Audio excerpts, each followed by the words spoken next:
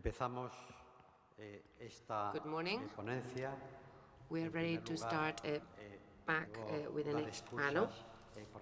I would like to start with a word of apology because we are a little bit late starting with this panel as a result of the timing and the changes in the program earlier this morning. It's a great honor and pleasure for me to introduce you to Professor Becher from the University of Argentina. He's an expert in bioethics. He is a regular at the CB conferences, and he's now a member of the scientific committee as well at CB. He's also director of the UNESCO chair on bioethics in Buenos Aires.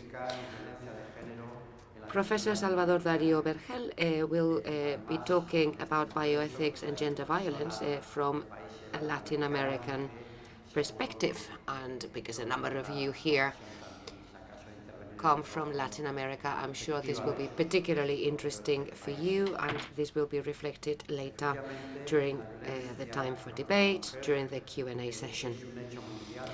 Undoubtedly, violence against women is a global phenomenon with different manifestations in different cultures, on different non-cultures, I would say. Let's think about Arab countries, about India, about Africa, about Europe as well. And during the next presentation, we will hear about the situation in different Latin American countries from Professor Vergel.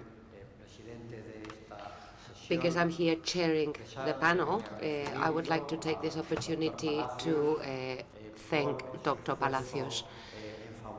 He has now been for many years making efforts on behalf of bioethics, organizing these conferences, and I'm a member of the CB Scientific Committee. I'm happy to say that this is the 9th time I attend the CB conferences. And if I may, I would like to tell you that this year has been my favorite so far. I'm thoroughly enjoying it. And there's no doubt that during the previous years, we've had fantastic presentations to do with social issues, with political issues. But what I'm particularly enjoying this year is the commitment of people attending, of the delegates. I hope you agree with me that there is a very high level of motivation in everybody attending the conferences. And thinking about the past, thinking about previous years, there was this neutrality or objectivity or cold reception, maybe to a certain extent, amongst delegates.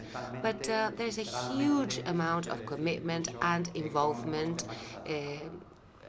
at all levels, our hearts, our brains, and our loins, I would say. Anyhow, I don't want to take up any more time, and I will now hand the floor to Professor Darío Vergel. Good morning. Let me start thanking Dr. Marcelo Palacios for inviting me to be here once again at the CB conferences. I can assure you that I'm making the most of it. My second message would be about my dear friend Juan Ramón La Cadena chairing this panel. It's great meeting up with old friends like him. Before starting with my presentation as such, I would like to read this memo, this message You've probably heard about this terrible piece of news in Argentina recently.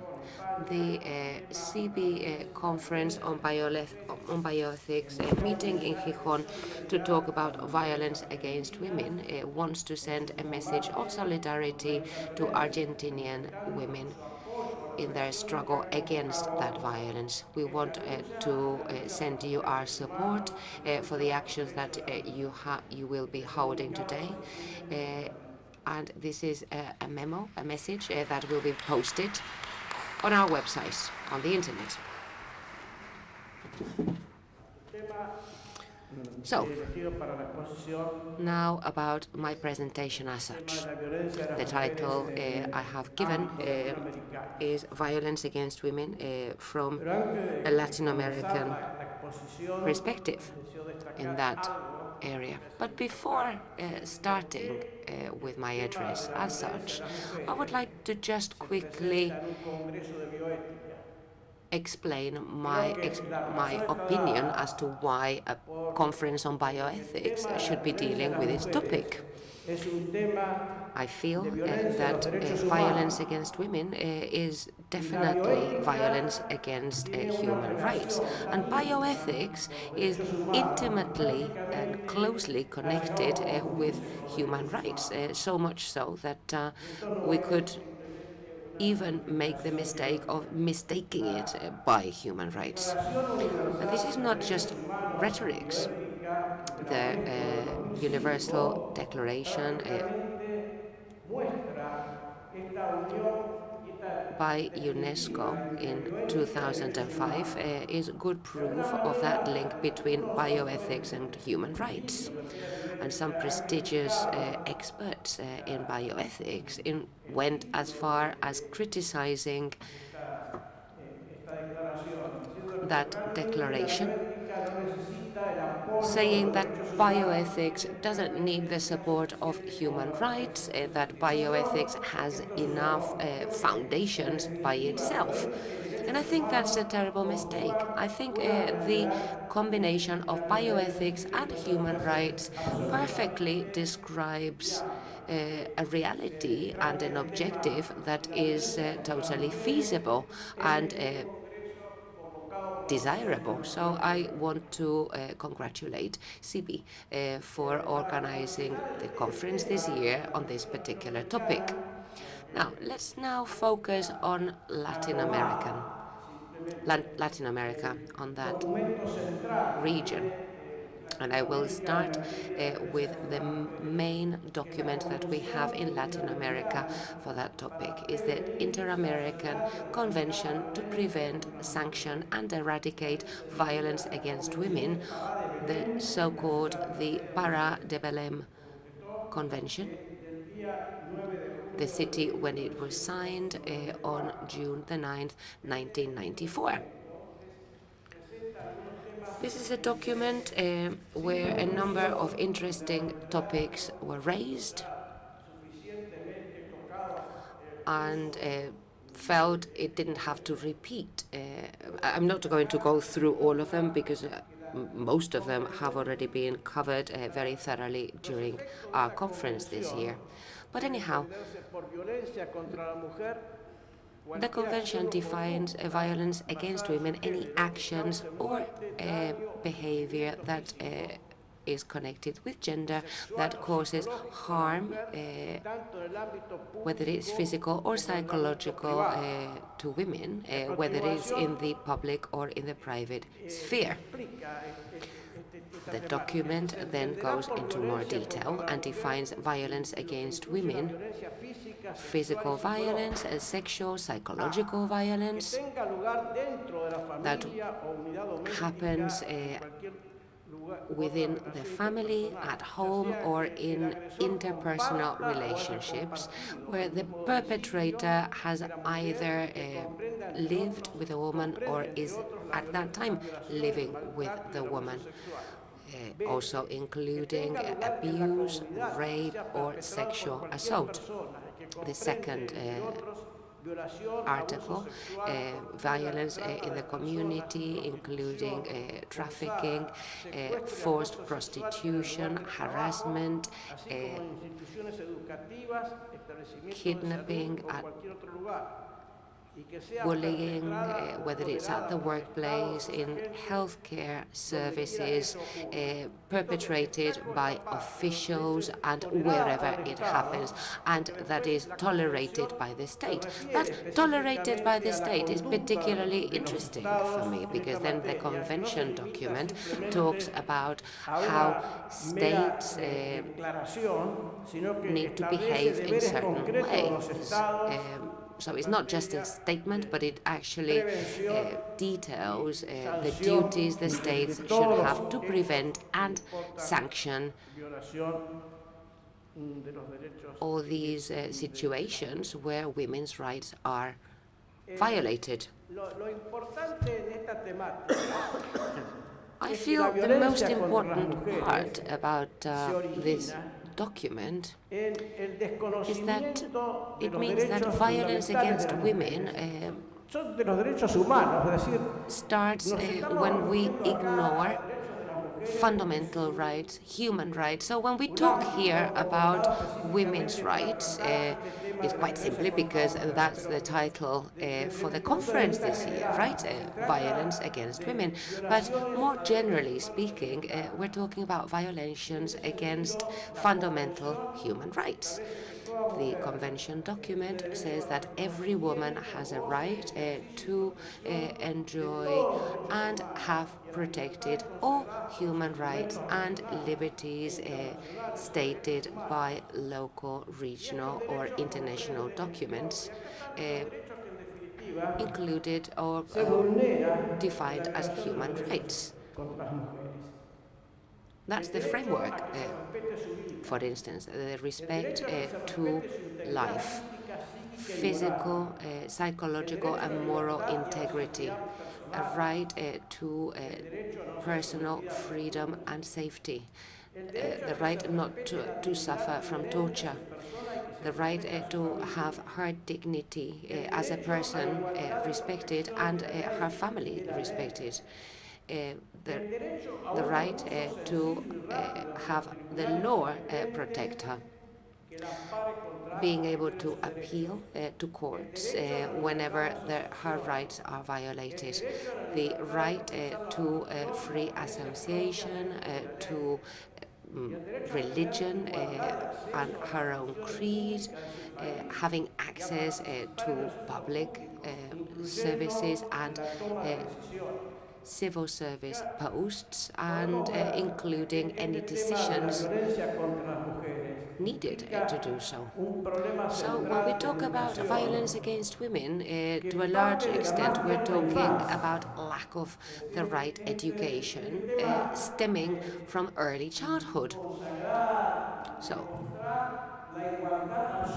when we talk about having complete equality of both genders in the face of human rights, that has to do with education, logically. And when it doesn't happen, when that is violated, the state needs to act, true, but that's not the ideal situation. The ideal situation would be prevention, and for prevention we need to improve education and the way we treat women in general. In Latin America, and I dare say worldwide in general, there is a lack of consideration for women, and women are often treated badly. For instance, women at the workplace not having equal pay. The CEPAL, for instance, in Latin America, has studied the situation and has found a gender gap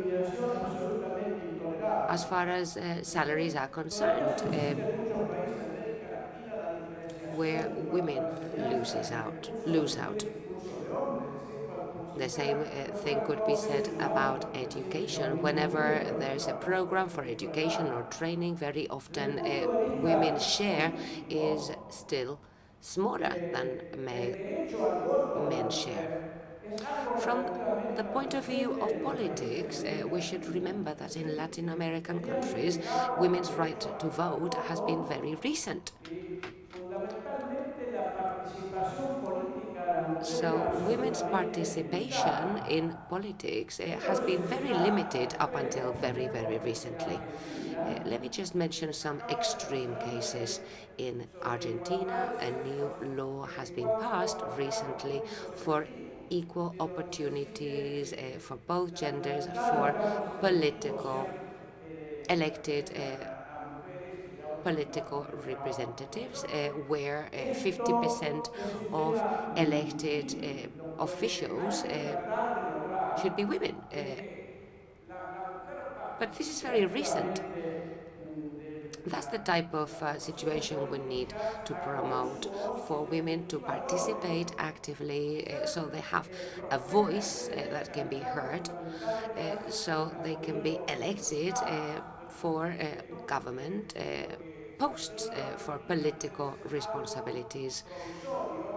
This recent Argentinian law wants to promote that situation, to have women participate at equally, with equal opportunities in society at large. That would be desirable. The other important area the Convention document covers has to do with duties and obligations that states have. States ratified that they have certain duties to prevent violence against women. And Article number 8 on the Convention document is very important for this. The signatory states agree to implement specific actions and programs to the following: promote the knowledge and respect for women to have free, violence-free lives, so that human rights are respected. B, social cultural patterns often displayed by men should be eradicated with the necessary educational schemes to overcome prejudice and negative habits that have to do with superiority or inferiority of any gender, or stereotyped roles for men or women that enhance and promote violence against women. So the document says that states have specific obligations they need to comply with. And then the Latin American Convention for Human Rights made its own interpretation of this particular article that I will explain shortly. The document also states that governments have a duty to gather and analyze facts and figures, statistics of violence against women, so they can better evaluate and assess their actions to eradicate it and change it where necessary. And so that they can also cooperate with other countries internationally, participating actively in international programs against to eradicate violence against women. So, I hope you can see that the document is quite clear about these issues for the Latin American region.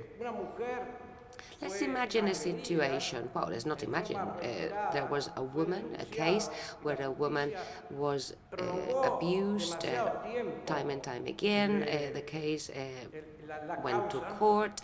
The court case was delayed for a long time. The Inter-American Court for Human Rights said how the state duties should be interpreted, and they said the following: government should understand that violence happening in the private sphere becomes public quite simply because women are discriminated against when this violence is tolerated. Public institutions should understand that they violate the Belén de Pará Convention, not just when they don't have good actions to eradicate violence against women, or implement it conveniently, or the court system is ineffective, so that it ends up promoting violence against women, as citizens might interpret that governments and institutions are not effective in this field. This case happened in Brazil. So the court reminded society that women should be protected as a fundamental principle to promote a peaceful coexistence in Latin America. Thank you very much for your attention. Muchas gracias, Profesor Vergel. Thank you very much, Professor Vergel. We have participants, several participants coming from Latin America, and maybe they want to discuss some of these issues or give more information about the situation in their countries. Though, of course, the floor is open for everyone. You can take the floor and speak.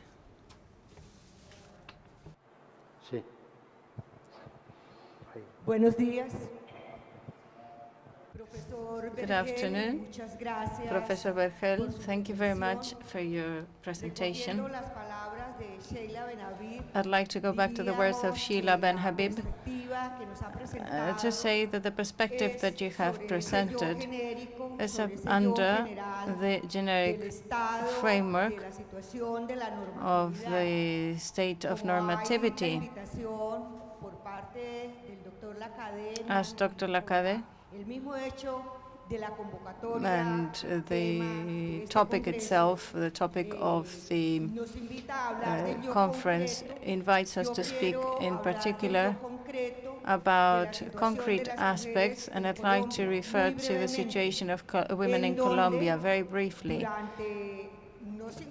For not 52 years, but for the past 70 years, we've had a history of armed conflict in the country.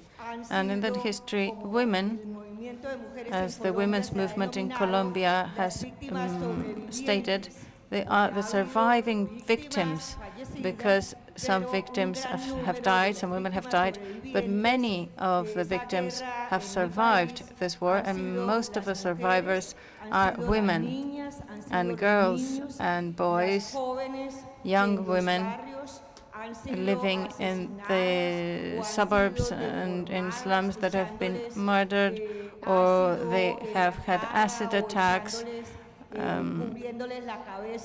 or they have covered their hair, because Colombian girls, most of them like to show long hair.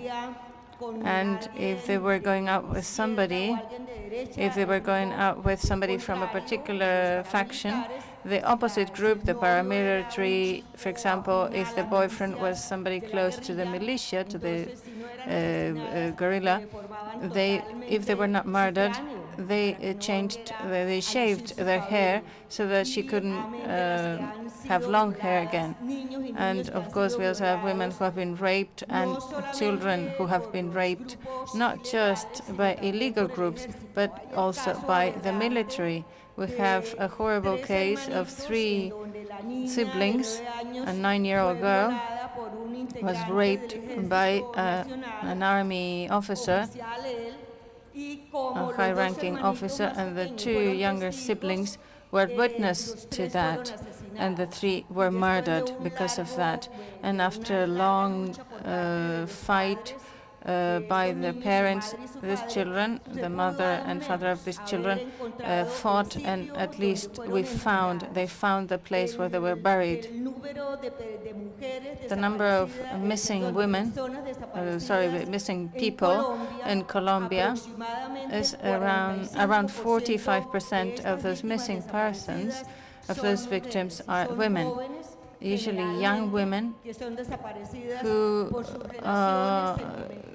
are missing because of the intimate relationships, and this is due to the presence of legal or illegal groups. We also have to say that if a girl becomes the girlfriend of a soldier, she could also be murdered or be made to disappear by members of the guerrillas.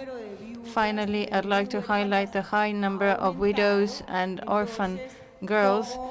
That's a high number too. And we see how in the peace negotiation of the Havana Agreement, there was unfortunately an obstacle after the results of the referendum, but we know that the women's movement is still standing, and I'd like to ask for your solidarity of the participants in this conference, men and women who are here, so that you also show your solidarity and that we are not alone. We're not left alone as Colombian citizens. You cannot imagine what it means in our country that the international community stands by the side of living and dead victims. So thank you very much, Dr. Berger, and thank you very much, Dr. La Cadena, for making this problem of women visible in Latin America.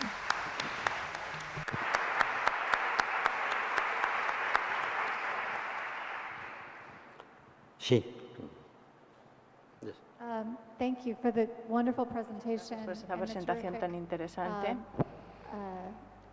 Call to stand in solidarity. Y también por esa Along those lines, I'm wondering convocatoria de about the solidaridad. concept of privacy Me that you referenced briefly as el concepto de public versus solidaridad private, y cuando se habla de la as it diferencia has to do público-privada, violence si against tiene que women ver, or cuando, really against si anyone. tiene que ver solo con la I want violencia to contra las suggest that mujeres o maybe con la violence violencia en is general, never porque yo private creo que in la any violencia nunca es situation, privada, da but igual I en would qué be curious to know situación. what you think. Pero bueno, me gustaría saber qué es lo que opina usted al respecto.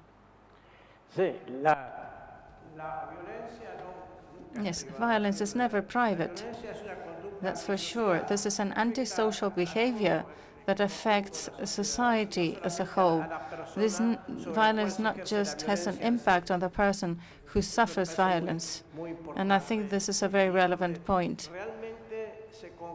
Here, but sometimes violence is the place where the public and the private merge, because violence affects society as a whole. That's true. That's for sure the case.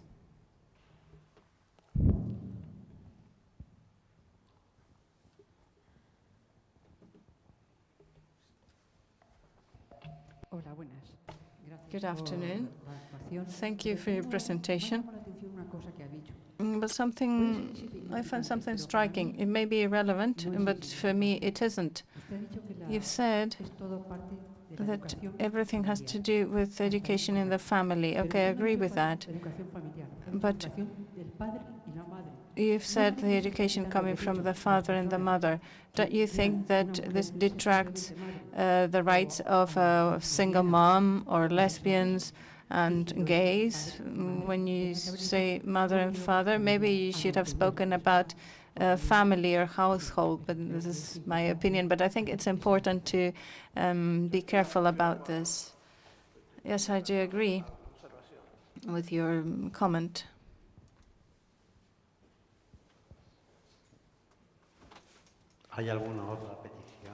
Are there any other questions or comments? I would like to just share a reflection with all of you. What is the situation? What is the current situation, not just in Latin America, but in the world? Because the world and societies are sick, are terribly sick. So, of course, when are we going to find a solution for all this? As we tend to say, every walk starts with a first step, and I think that we've taken our first step, feminist movements have taken the first step, and with their demands, but I think that this is a matter of, I was about to say generations, because in this generation we will not find a solution to this problem, and maybe not in the next one. But the important thing is that education in society starts in families of all kinds, of course, as the colleague just said, of all kinds of families. If in a family we do not show respect for each other, if people do not respect themselves, men and women or whatever it is, the children are not going to be properly educated. And unfortunately, everything we see on television, films, etc., the only thing all these things do is to make the task of education more difficult, because we do not see anything positive in the field of violence against women and violence in general. Are there any other comments? Otherwise, we can, if there aren't any, oh, sorry, somebody wants to take the floor. I have a slightly different view. I wouldn't say that gender violence is a sickness. From my point of view, this is the standard, this is normal, it's perceived as normal, and this is the consequence of a system, of a society in the world, of a global society, that's called patriarchy. And this form of violence is the consequence of a patriarchal world, an androcentric world. It is not something exceptional or rare that we should feel shocked about. If we do not go back to the root cause, and if we do not change the patriarchal system, these forms of violence are not going to be eradicated, because yesterday we saw that violence in general has decreased in modern societies, right? But gender violence hasn't. That's my comment. Thank you.